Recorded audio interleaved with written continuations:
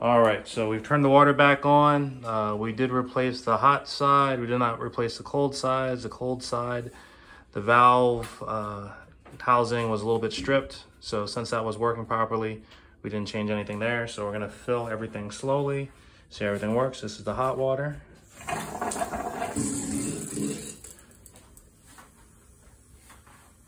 All right, so that's filling. Hope we don't have any leaks downstairs. Those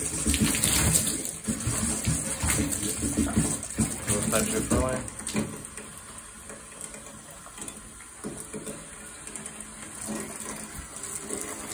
You go downstairs, make sure we don't have any leaks anywhere on the ceiling.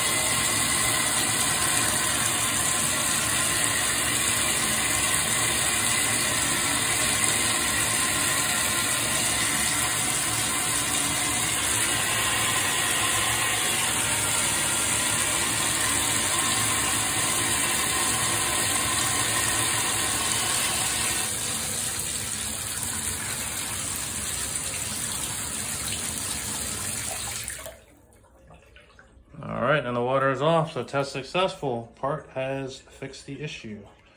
Hooray!